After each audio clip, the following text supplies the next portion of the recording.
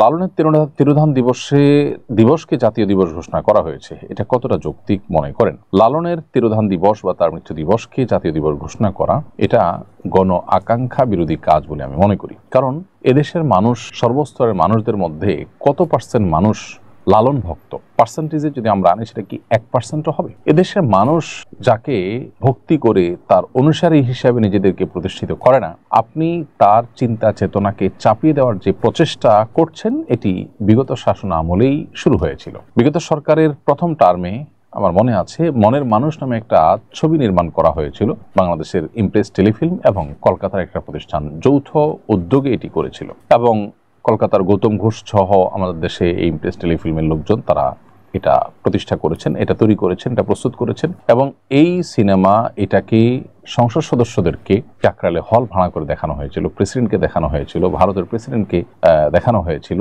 এবং ক্রিকেটারকে, জাতীয় দলের ক্রিকেটারদেরকে দেখানো হয়েছিল।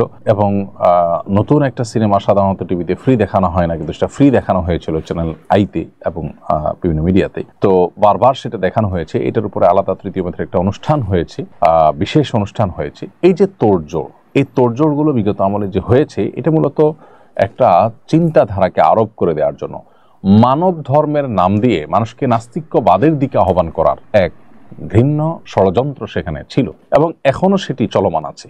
দুর্ভাগ্য আমাদের যে আমাদের সমাজে লালন একজন ব্যক্তি, তিনি দুনিয়া থেকে চলে গেছেন, তাকে নিয়ে আমাদের আলোচনা করার কথা নয়, কিন্তু যখন তার কোনো ভুল তথ্য আমাদের উপরে চাপিয়ে দেওয়ার প্রচেষ্টা করা হবে তখন সে বিষয়ে আমাদের কথা বলাটা আমাদের নৈতিক দায়িত্ব হয়ে যায়। এই দেশে, এই ভূখণ্ডে কত মনীষী অতিবাহিত হয়েছেন, কত বড় বড় মনীষী অতিবাহিত হয়েছেন যাদেরকে দেশের সর্বস্তরের মানুষ শ্রদ্ধা করে, ভালোবাসে। তাদের কজনের মৃত্যু দিবসকে আমরা জাতীয় দিবস হিসেবে ঘোষণা করি? তাহলে সেক্ষেত্রে হঠাৎ করে লালনের তিরোধানকে, মৃত্যু দিবসকে জাতীয় দিবস হিসেবে কেন ঘোষণা করা হবে? আমি মনে করি এর পেছনে সরকারের মধ্যে থাকা দু একজন মানুষ, বা সরকারের মধ্যে থাকা দু একজন মানুষ, তাদের দ্বারা প্রভাবিত হয়ে এই ঘোষণা করা হয়েছে। এবং এই ঘোষণা মূলত দু চারজন ব্যক্তির ইচ্ছার প্রতিফলন, এটা আপামর দেশের সর্বস্তরের মানুষের ইচ্ছার প্রতিফলন নয়। লালনের অনেক ভালো কাজ আছে, সেগুলো নিয়ে আমরা প্রশংসা করতে যেমন কোনো কার্পণ্য নেই। এর পাশাপাশি তিনি মানব ধর্মের নামে তিনি হিন্দু ধর্ম থেকে এসেছেন, সেখানে জাতপাতের যে ব্যবধান তাকে ক্ষুব্ধ করেছে, আহত করেছে, সেটা এনে মুসলমানদের উপরও তিনি চাপিয়েছেন। এবং এখানে জাতপাত তুলে দেওয়া বা মানুষের ধর্মীয় পরিচয়কে তুলে দেওয়ার একটা প্রচেষ্টা সুস্পষ্টভাবে তার পুরো সংগ্রামে বা পুরো তার সারা জীবনের কার্যক্রমের মধ্যে ছিল।